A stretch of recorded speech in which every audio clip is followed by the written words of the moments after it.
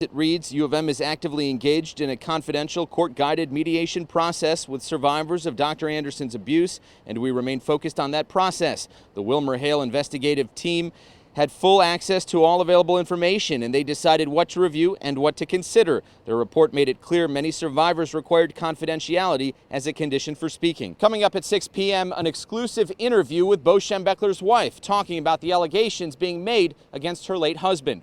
From Ann Arbor, Simon Shaquette, 7 Action News. Simon, thank you. And tonight we want to hear from you. Should the University of Michigan remove Bo Schembechler's statue from campus? You can vote yes or no right now in our live interactive poll. Just go to WXYZ.com/vote. We'll have the final results tonight on 7 Action News at 11. Turning now to the high-stakes summit between President Joe Biden and Russian leader Vladimir Putin. The world watched as they met at a lakeside mansion in Geneva, Switzerland. President Biden says there were some disagreements, but describes the overall tone as positive. He did bring up the plight of Paul Whelan, the Novi man locked up in Russia more than 2 years ago and convicted of spying. We have team coverage of today's meeting. Our Dave Llewellyn will have more on that in just a moment, but we begin with ABC's Karen Travers. She's following the latest developments from the much-anticipated meeting between the two leaders in Geneva. First, a handshake. Can he move? And a chaotic photo op inside an 18th century villa in Geneva. Then President Biden and Russian President Vladimir Putin got down to business, meeting behind closed doors for 3 hours. Putin held the first press conference, calling the talks constructive and saying there was no hostility. Asked who won the high-stakes summit, the Russian leader did not bite, saying it wasn't a competition. Is on the whole, we spoke the same language. President Biden getting the last word. It was important to meet in person, so there can be no mistake about or misrepresentations about what I wanted to communicate. I did what I came to do. The president saying the tone of the meetings was positive. Where we disagreed, I disagreed, stated where it was. Where he disagreed, he stated, but it was not done in a hyperbolic atmosphere. Cybersecurity was a big topic in the wake of recent ransomware attacks that the administration says originated in Russia. Putin today taking no responsibility, but President Biden saying he drew a firm line. I talked about the proposition that certain critical infrastructure should be off limits to attack, period, by cyber or any other means. I gave them a list.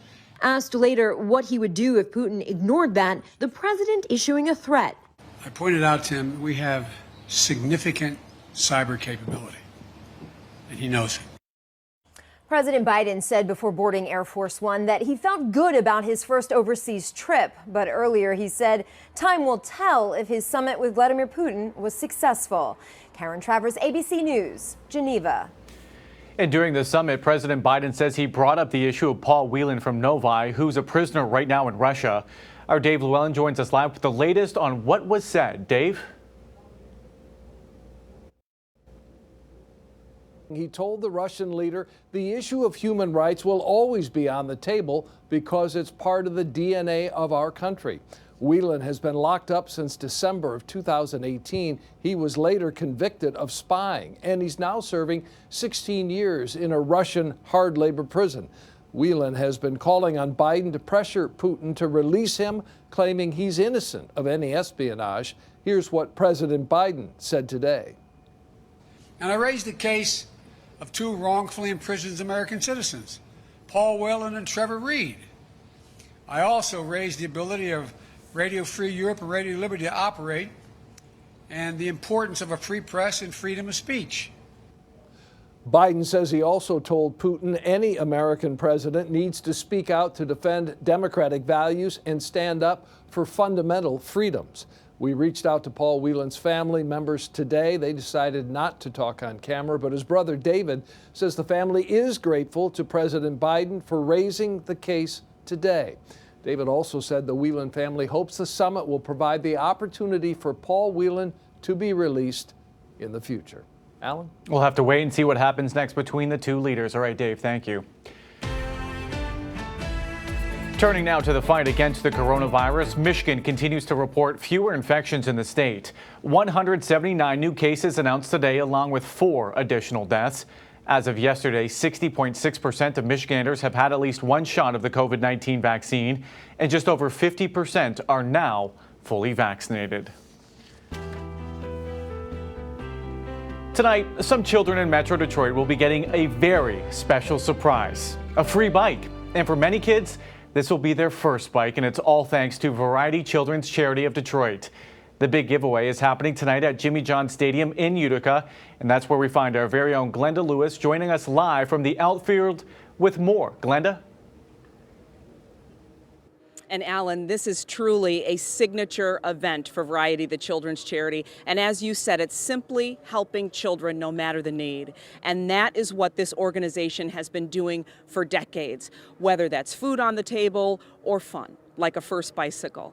And I have had the honor and pleasure of being with you, President David King, and I'm proud to say my friend.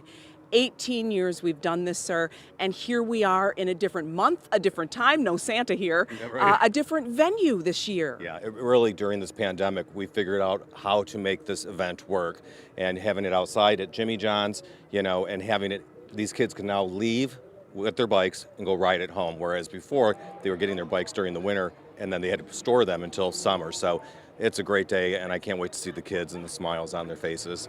I mean, looking at the SIA bikes, there's 142 of them, which means this will impact children's lives, 142 families. And we see the faces and we know the feeling, but the pandemic has changed so many things.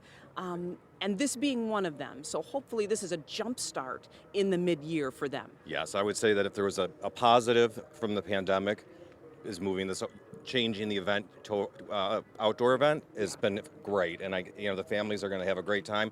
They're going to party and they're going to go home with their bikes. So I'm excited and I can't wait to see the families that we've known for years.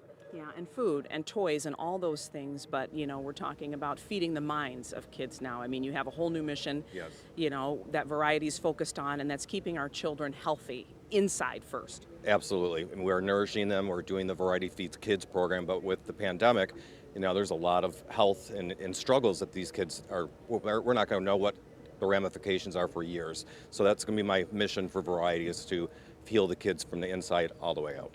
Well, it's an honor to be here. Mom would be right with us. 18 years. I've had the pleasure of giving away the first bike with you, David. I really appreciate that. I will be doing that again tonight as the Utica Unicorns and Birmingham Beavers go at it out here on Jimmy John's Field. That game starts at 6 o'clock. Yes, it does.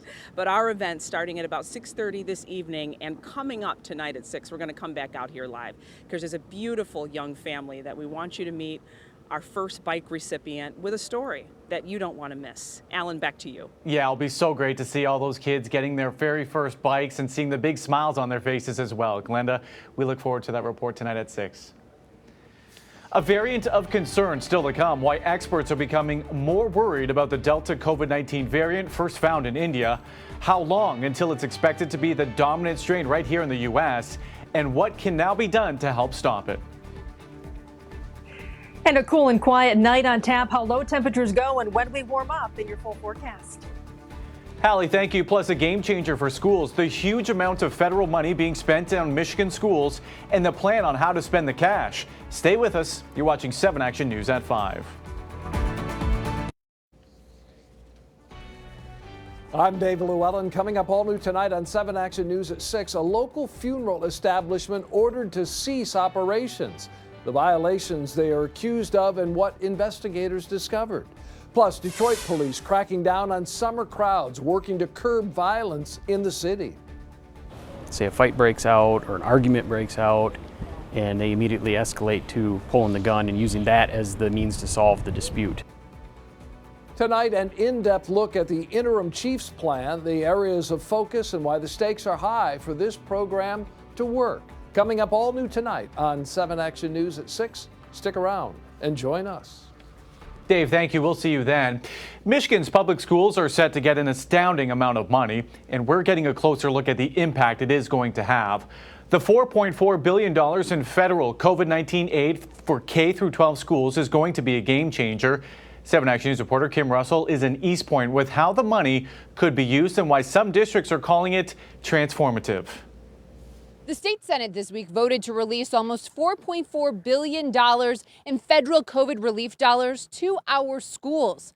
I came to East Point to see what this would mean in these schools if it goes completely through the legislature. It is hard to put a dollar amount on the cost of COVID-19. Here in East Point Community Schools, it is clear students are feeling the pain of the pandemic. Just as an example, we've seen an increase in our number of students who have attempted suicide. Superintendent Ryan McLeod says in East Point, the federal formula, which considers poverty rates, indicates they should receive about $18 million. To put that in perspective, recent general fund budgets have been just over $30 million a year in the district. The district plans to first improve ventilation in buildings, such as the almost 100-year-old high school, and help struggling students. There are academic and social emotional needs that we know we're going to need to meet with our students. But the other side of that is what are the things we can do with the money today that will pay dividends for years into the future? Any school district that in the past said that we didn't have the funding or the money to do something, that shouldn't even be an argument or conversation. This is a once in a generation opportunity to do things within our school system that, frankly, educators have always wanted to do, but never have the budgets to be able to try. Robert McCann is executive director of the K-12 Alliance of Michigan. The bill approved by the Senate would not release all federal money for schools available. There is discretionary funding that McCann suggests guarantee all schools get at least just over $1,000 per student. Schools don't yet know what restrictions will be placed on how the money is spent. He says if it and an expected increase in state funding allows districts to pay down pension debt to the state, it could change education in Michigan for years to come. Then we'll have made a difference not only in the lives of these children this year, but in the lives of children for years to come from now. While I think this money can be transformational, I don't think it guarantees what's going to happen in the future. We need continued long-term investments in education or public education. This plan now has to go before the House and the governor for approval, but they are expected to approve it, perhaps with some small changes. In East Point, Kim Russell, 7 Action News. Kim, thank you. Juneteenth is now one step closer to becoming a federal holiday. The U.S. Senate unanimously passed a bill that would designate June 19th as Juneteenth Independence Day. It's the date back in 1865 when news that the end of slavery reached enslaved African Americans in Texas, nearly 2.5 years after Abraham Lincoln signed the Emancipation Proclamation. The bill approved comes after Wisconsin Senator Ron Johnson announced he would not object to the measure moving forward like he did last year. At the time, he voiced concerns about the cost of giving federal employees an additional day off. The bill now goes to the U.S. House for approval. All right, let's turn now to the forecast. Take you outside for a live look over downtown Detroit. What a gorgeous day it was out there today. Let's send things over now to 7 First Alert meteorologist Hallie Vogel with more on what we can expect later tonight. Hallie? Absolutely gorgeous out there, Alan. Now, temperature is not quite as warm as maybe some would like, but we'll add a little more heat tomorrow, and then eventually the humidity, we'll feel that by Friday. That'll fuel scattered showers and storms on Friday. Could see the first round in the morning, another round for the afternoon. So we're watching 2 waves for the end of the week, and overall just a warmer finish to the week, too. Right now, it is a comfortable 76 degrees. Look at that dew point, 39. Very low means the air is very dry. So we're going to continue to see a mostly clear sky through the rest of the day into the overnight with light winds. Temperature today so far, 77 has been our high, 51 our low. So a cool start to the day. Expecting that again tonight with temperatures dropping down close to that. 80 and 61, those are the averages that we face for this time in June. So not there today, but it looks like we'll surpass that tomorrow. 75 degrees for you in Ann Arbor, 77 in Jackson. Full sunshine in Monroe, 75. The cool spot, 66, with a cool breeze off the water for you in Port Huron. High pressure centered over lower Michigan, keeping us dry today, tonight, even tomorrow. We start to see a little transition by Thursday night, a little more cloud cover, and then that's when we'll watch the next area of rain come in as we go into Friday morning. But for the rest of your evening, temperatures slide to 71 by 8 o'clock, 60s once the sun sets, and then from there, we'll cool off fairly quickly, eventually into the 50s. There's a lot of heat back to our west. These are current temperatures, 94 in Omaha, 93, Kansas City, 103 in North Platte. So a lot of heat. We are just getting the leading edge of that tomorrow with temperatures again into the 80s. Here's our hour-by-hour forecast. We'll still see high pressure doing its job to keep us dry tonight, tomorrow. We get into late Thursday night and Friday. Now, this is going to change. We're going to have to tweak it, so make sure you do stay with us. Friday morning, we get an area of rain. Depending how long this area of rain lasts, if it moves out pretty quickly, we have time to work our way into an unstable atmosphere for the afternoon, some sunshine, and then more storms redeveloping for the afternoon and evening. Now, if that rain lingers, the clouds linger longer, it'll sort of shut down on that chance for the afternoon and evening somewhat. But either way, we are in a slight risk for Monroe, Lenawee County, an isolated risk for everyone else across Metro Detroit for Friday afternoon and evening. Damaging wind gusts, even large hail. The potential is there for any storms that may develop for the second half of Friday. Now tonight, all is quiet, 53 for a low. Tomorrow's highs, we're right back into the 80s. We stay warm on Friday, more humid. But Alan, Saturday and Sunday, spectacular weekend for Father's Day weekend. Highs near 80 with low humidity. Yeah, you know how I like those 80s.